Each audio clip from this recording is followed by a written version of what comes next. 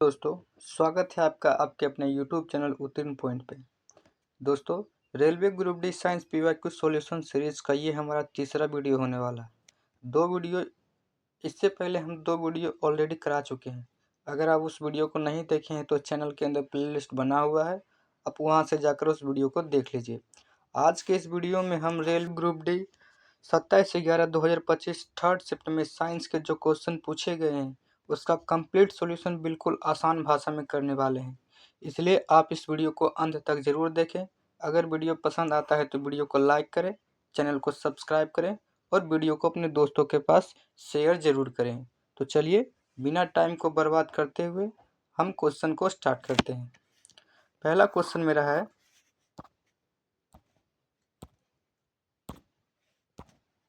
कह रहा है पहला क्वेश्चन कह रहा है निम्नलिखित में से कौन सा कार्बनिक यौगिक संतृप्त है। देखिए, कार्बनिक यौगिक बेसिकली दो प्रकार के होते हैं, संतृप्त और असंतृप्त। जिसमें कार्बन और कार्बन के बीच सिंगल बॉन्ड हो उसे संतृप्त बोला जाता है, और जिसमें कार्बन कार्बन के बीच डबल बॉन्ड या ट्रिपल बॉन्ड हो उसे असंतृप्त बोला जाता है। तो देखिए,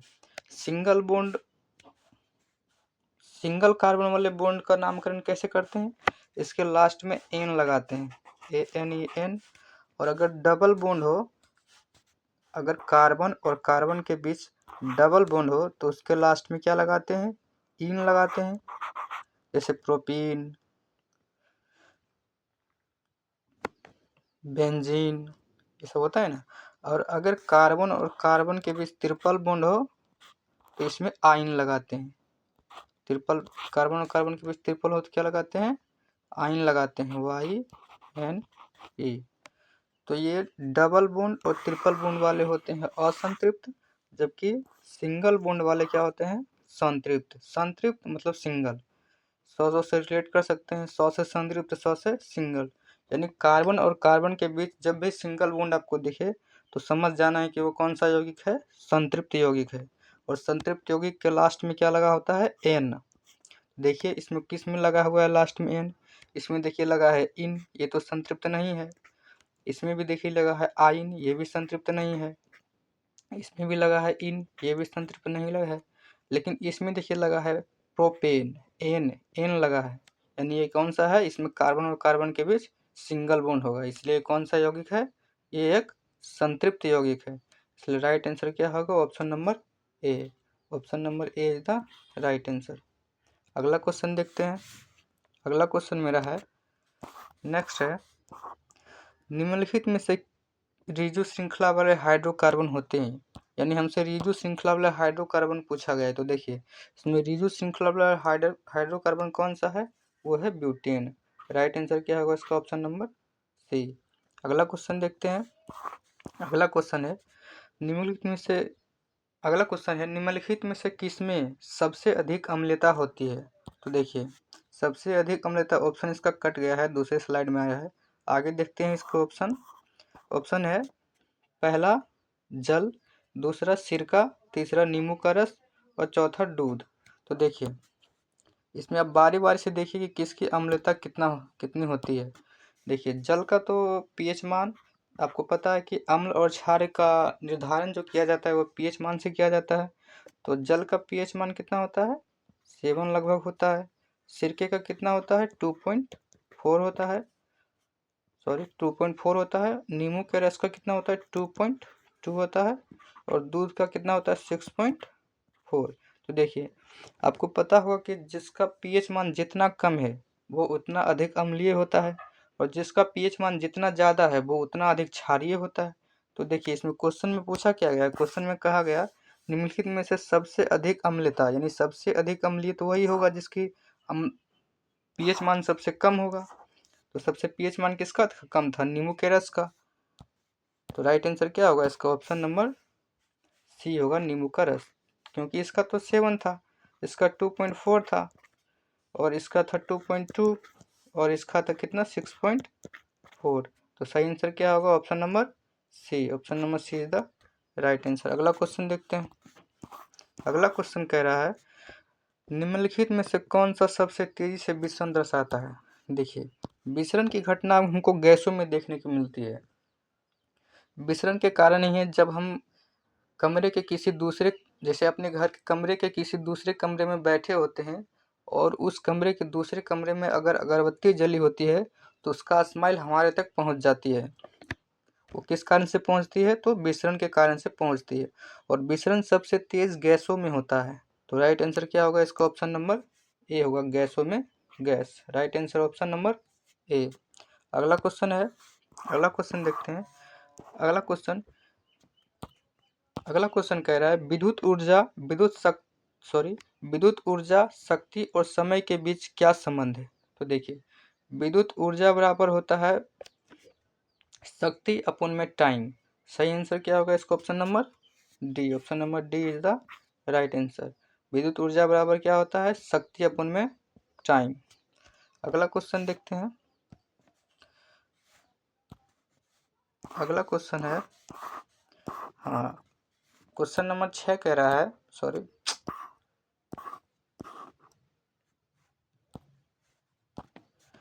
क्वेश्चन नंबर 6 कह रहा है जब बंदूक चलाई जाती है तो गोली आगे की ओर बढ़ती है क्योंकि, मतलब जब बंदूक चलाई जाती है तो गोली आगे की ओर बढ़ती है, वो किस कारण से बढ़ती है? तो आपको पता होगा कि इसमें न्यूटन का थर्ड लॉ लगता है, क्रिया और प्रतिक्रिया का बल। मतलब गोली जितने फोर्स से आगे की ओर जाती है, बंदूक उतने ही फोर्स से वो पीछे की ओर दबाव लगाता है। तो इसे ही क्रिया और प्रतिक्रिया का बल बोलते हैं। ये न्यूटन का थर्ड लॉ कहता है। तो देखिए इसमें कौन सा ऑप्शन सही है? ऑप्शन नंबर डी कह रहा है बंदूक का प्रतिच्छेद प्रतिक्रिया के रूप में पीछे की ओर कार्य करता है। हाँ, इसका सही आंसर क्या होगा? Option number D. Option number D is the right answer. अगला क्वेश्चन देखते हैं। अगला क्वेश्चन कह रहा है निम्नलिखित में से किस विधि में जंग लगने से बचाने के लिए इस्पात और लोहे पर जिंक की विलेपन किया जाता है? ये तो आप बचपन से पढ़ते आए होंगे। ये क्वेश्चन तो आप तो बचपन से पढ़ते आए होंगे कि अगर किसी भी जंगरोधी पदार्थ को अगर जंग लगने से बचाना है तो उस पर जिंक की कोटिंग की जाती है, उसे गैल्वेनीकरण कहते हैं। तो राइट आंसर क्या होगा? ऑप्शन नंबर, ये सब तो वन लाइनर क्वेश्चन है, फैक्ट अगर ये आपको याद है तो बनेगा, नहीं है तो नहीं बनेगा। अगला क्वेश्चन देखते हैं। क्वेश्चन नंबर 8 है सामान्यतः किस पोषी स्तर पर जीवों की संख्या सबसे कम होती है? देखिए, पोषी स्तर कितने प्रकार के होते हैं? पोषी स्तर होते हैं, पहला तो प्राइमरी सेक्टर होता है,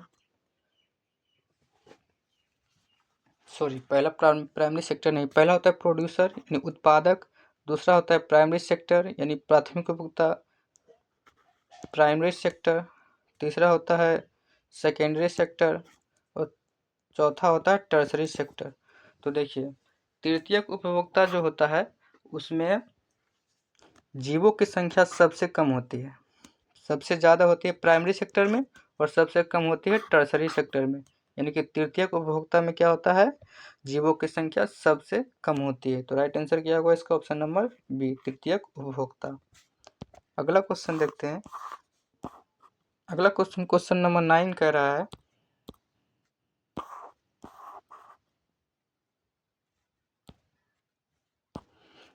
क्वेश्चन नंबर 9 कह रहा है निम्नलिखित में से कौन सा मानव रोग यौन क्रिया यानी सेक्सुअल एक्ट के दौरान संचालित हो सकती है? देखिए, पहला है मधुमेह। मधुमेह क्या सेक्सुअल डिजीज है? नहीं। कैंसर क्या सेक्सुअल डिजीज है? नहीं। ये भी नहीं होगा। प्रोटीन ऊर्जा कुपोषण, ये भी नहीं है।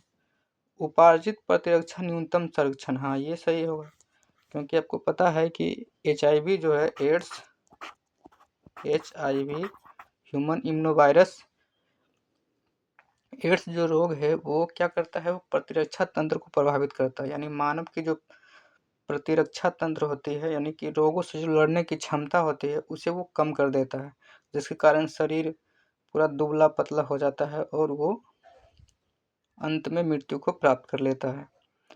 तो राइट आंसर क्या होगा? Option number D. अगला क्वेश्चन देखते हैं। अगला क्वेश्चन है न्यूमेरिकल का क्वेश्चन है। अगला क्वेश्चन कह रहा है 5 कूलम आवेश को 15 वोल्ट विभवांतर वाले दो बिंदुओं पर ले जाने में कितना कार्य करना होगा? तो देखिए, विभवांतर इसमें कौन सा फॉर्मूला लगाएंगे, विभवांतर, यानी कि V बराबर होता है इसमें, V बराबर क्या होता है W अपन में Q, यानी कि विभवांतर बराबर होता है वर्ग अपोन में आवेश। तो देखिए V का मान कितना दिया है, V बराबर है 15, V 15 है, और W तो हमको निकालना है, W अब बटे में Q कितना है, Q है 5। बस अब इसको ऐसे गुना कर दीजिए, तो W बराबर कितना हो जाएगा, 15 पचे 75, यानी 75 जूल जो होगा, क्योंकि कार्य का मात्रक जूल होता है, 75 जूल मेरा होगा राइट आंसर। सही आंसर क्या होगा, ऑप्शन नंबर बी। अगला क्वेश्चन देखते हैं। अगला क्वेश्चन कह रहा है निम्नलिखित में से कौन सा पादप पर्ण के कोर पर मुकुलन द्वारा अलैंगिक रूप से यानी जनन करता है। सिंपल पूछा गया है कि कौन सा इसमें पादप है जो अलैंगिक रूप से प्रजनन करता है। तो देखिए आप गलती में हाइड्रा नहीं मार दीजिएगा, इसमें बहुत से स्टूडेंट हड़बड़ा के हाइड्रा मार देंगे, क्योंकि हाइड्रा पादप नहीं है, हाइड्रा एक क्या है, जीव है, तो यह हाइड्रा नहीं होगा। सही आंसर होगा इसका bryophyllum, option number B is the right answer. ये जो है अलैंगिक जनन करता है और अलैंगिक में मुकुलन के द्वारा ये प्रजनन करता है। अगला क्वेश्चन देखते हैं। अगला क्वेश्चन है लेंस द्वारा उत्पन्न आवर्धन वस्तु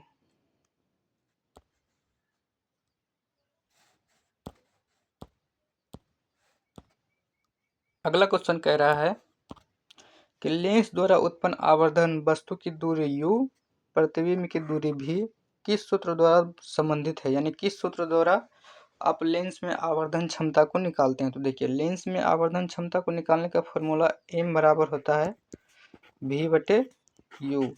वही अगर आपको दर्पण में पूछा जाए तो दर्पण में m बराबर होता है -v बटे u।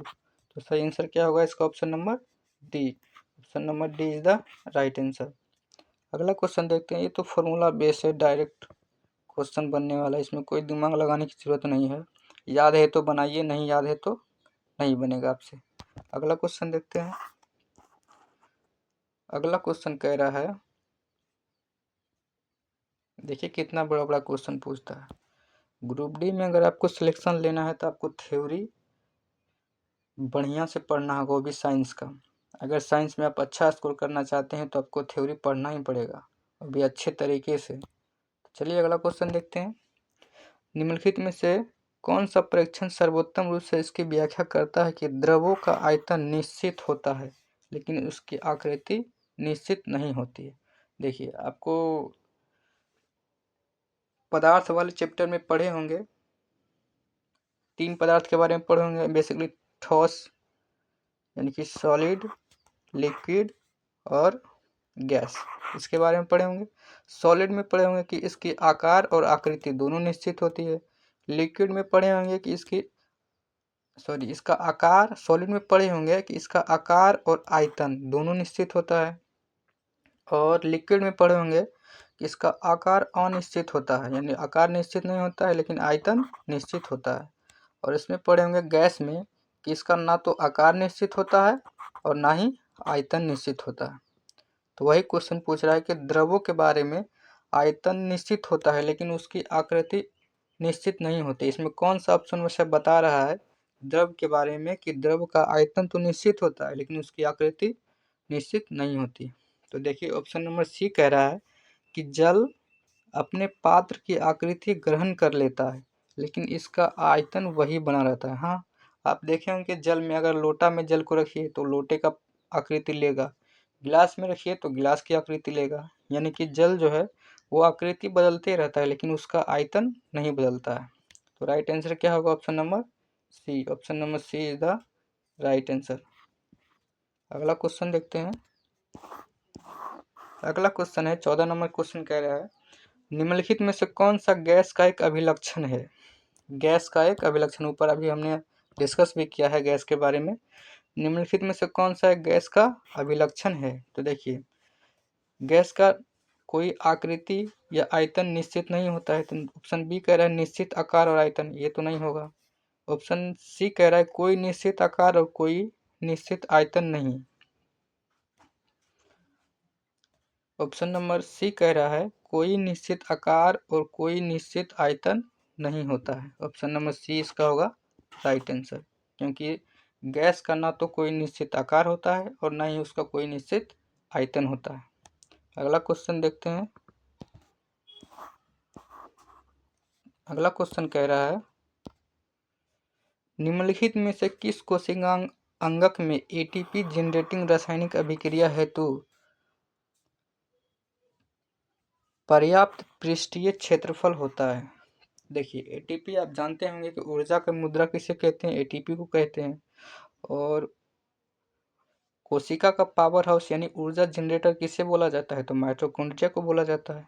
तो वही इसमें पूछा गया है। तो राइट आंसर क्या होगा इसका, ऑप्शन नंबर डी, माइटोकॉन्ड्रिया, यानी इसे हिंदी में सूत्रकणिका भी बोला जाता है।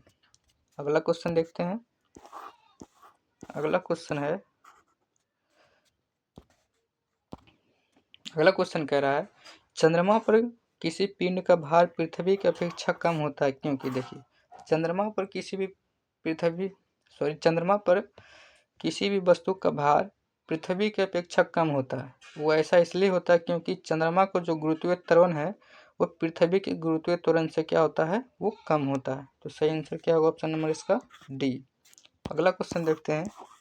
अगला क्वेश्चन न्यूमेरिकल का है, न्यूमेरिकल नहीं बेसिकली ये फॉर्मूला है कि कह रहा है कि एम के जी द्रव्यमान का एक पिंड पृथ्वी की सतह से एच मीटर की ऊंचाई पर रखा गया है तो इसका स्थितिज ऊर्जा, आप जानते होंगे स्थितिज ऊर्जा का फॉर्मूला P बराबर होता है मास गुने ग्रेविटी गुने हाइट mgh। तो किसमें है, option number A. Option number A is the right answer. अगला क्वेश्चन कह रहा है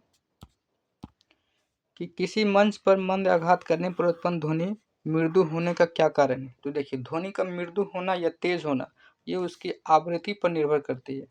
सही आंसर क्या होगा इसका, ऑप्शन नंबर डी। अगला क्वेश्चन देखते हैं। अगला क्वेश्चन मेरा है HIV संचरण के संबंध में निम्नलिखित में से कौन सा कथन सत्य है। ऊपर हमने HIV के बारे में डिस्कस भी किया है, तो वही पूछ रहा है कि HIV के बारे में निम्नलिखित में से कौन सा कथन सत्य है। तो ऑप्शन ए कह रहा है HIV एरोसोल के माध्यम से संचारित हो सकता है, ये तो गलत है। ऑप्शन नंबर बी कह रहा है HIV यौन क्रियाओं से संचारित हो सकता है, हाँ ये क्या है, एक सेक्सुअल डिजीज है। सही आंसर क्या होगा इसका, option number B. Option number B is the right answer. अगला क्वेश्चन देखते हैं। अगला क्वेश्चन कह रहा है एकल फसल खेती की तुलना में अंतराशयन यानी इंटरक्रॉपिंग किस प्रकार लाभदायक है। तो देखिए ये जो है पोषक तत्व के कुशलतापूर्वक उपयोग करता है और रोग के प्रसार को रोकता है। सही आंसर क्या होगा इसका, option number D. Option number D is the right answer. अगला क्वेश्चन देखते हैं। अगला क्वेश्चन है न्यूमेरिकल का है, देखिए इसको सॉल्व करते हैं। एक कार विरामावस्था से शुरू करती है और 5 सेकंड तक समान रूप से 2 मीटर पर सेकंड स्क्वायर से त्वरित होती है तो इसका अंतिम वेग क्या होगा। देखिए इसमें आपको गति का समीकरण जो का चैप्टर जो है उसको आपको बढ़िया से पढ़ लेना है कि क्योंकि उससे हर एक शिफ्ट में एक ना एक प्रश्न पूछा ही गया है। तो देखिए गति का समीकरण इसमें हमसे पूछा क्या है, अंतिम वेग पूछा है और दिया क्या गया, टाइम दिया गया है और त्वरण दिया गया है। तो आप जानते होंगे कि वेग का एक फॉर्मूला होता है v बराबर ut प्लस में हाफ a t स्क्वायर, ये फॉर्मूला होता है। तो हमको वेग तो निकालना है, हमको u चाहिए, u और t। देखिए जब भी आपको बोले कि कार विरामावस्था से शुरू होती है, अगर विरामावस्था से शुरू होती है तो वहाँ u का मान क्या होता है, 0। u का मान होता है 0, तो यहाँ पे u का मान 0 रख देंगे तो v इक्वल टू होगा, यहाँ पे 0 रखेंगे तो ये पूरा 0 हो जाएगा और ये प्लस में 1/2। a का मान कितना दिया है 2 और t का मान कितना दिया है t, 5 का स्क्वायर यानी 25। ये 2 इस 2 को काट देगा तो v बराबर कितना हो जाएगा 25 मीटर पर सेकंड। यहाँ पे ऑप्शन गलत दिया हुआ है, यहाँ एक ऑप्शन को आप 25 कर लीजिए तो ऑप्शन नंबर सी मेरा राइट आंसर होगा। अगला क्वेश्चन देखते हैं। अगला क्वेश्चन कह रहा है जब कार्बन डाइऑक्साइड को चूने के पानी से होकर प्रभावित किया जाता है तो डैश अवक्षेपित होता है। देखिए, जब कार्बन डाइऑक्साइड को चूने के पानी से प्रभावित किया जाता है तो कैल्शियम कार्बोनेट बनाता है, जो क्या होता है, वो दूधिया रंग का होता है। तो सही आंसर क्या होगा? ऑप्शन नंबर ए इसका होगा राइट आंसर। अगला क्वेश्चन देखते हैं। अगला क्वेश्चन कह रहा है माइटोकॉन्ड्रिया इसलिए विशेष है क्योंकि उसमें स्वयं का डीएनए और राइबोसोम पाए जाते हैं। इसके आधार पर उसके कार्य क्या है? तो देखिए, इसके आधार पर उसके कार्य पूछा है तो आपको पता होगा कि राइबोसोम का कार्य क्या है? प्रोटीन को बनाना। राइबोसोम प्रोटीन बनाता है। तो देखिए ऑप्शन में क्या दिया गया है, यह ऑप्शन बी कह रहा है अपने स्वयं के कुछ प्रोटीन बनाता है। हाँ, जब राइबोसोम उसमें है तो अपने को स्वयं का क्या बनाएगा? कुछ प्रोटीन जरूर बनाएगा। सही आंसर क्या होगा इसका? Option number B. अगला क्वेश्चन देखते हैं, लास्ट क्वेश्चन मेरा है, वो भी न्यूमेरिकल का है। एक उत्तल दर्पण ध्रुव और वक्रता केंद्र के बीच की दूरी 40 सेंटीमीटर है। यानी कि उत्तल दर्पण के ध्रुव और वक्रता केंद्र के बीच की दूरी क्या है? 40 सेंटीमीटर है। तो इस दर्पण का ध्रुव और फोकस के बीच की दूरी क्या होगी? मान लेते हैं, देखिए ये उत्तल दर्पण है, ऐसे प्रकार ये मुख अक्ष से जा रही है, तो यहाँ पे फोकस होता है, उसके जस्ट इधर क्या होता है? वक्रता केंद्र होता है। तो दर्पण से फोकस के बीच की जो ये दूरी है इसे आर बोला जाता है, और इस फोकस और वक्रता केंद्र के जो बीच की दूरी ये दूरी है इसे क्या बोला जाता है? इसे भी आर बोला जाता है। तो ये टोटल दूरी क्या होगा? टोटल यहाँ से यानी दर्पण से लेके वक्रता केंद्र के बीच की दूरी क्या होगा? 2r होगा ना।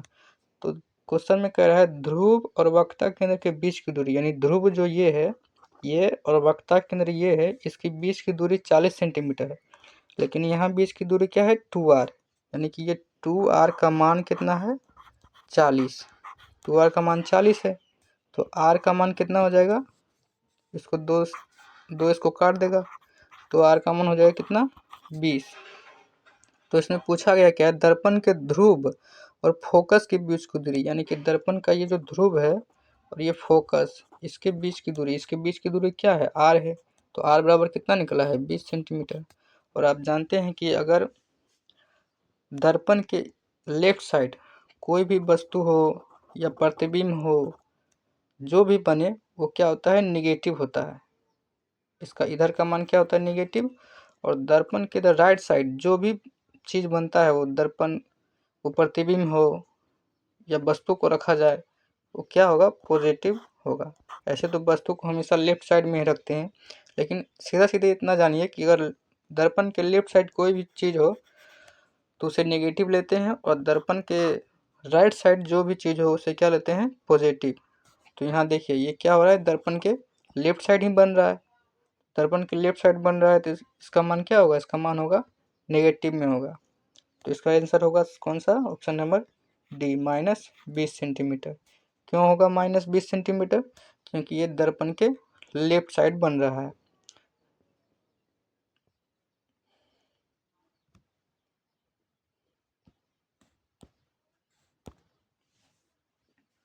वीडियो यहीं पर समाप्त होता है।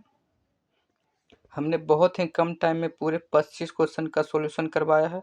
अगर आपको सॉल्यूशन पसंद आता है, ये वीडियो पसंद आता है, तो वीडियो को लाइक ज़रूर कीजिए, चैनल को सब्सक्राइब करके हमारे साथ जुड़िए। मिलते हैं अगले वीडियो में, तब तक के लिए धन्यवाद।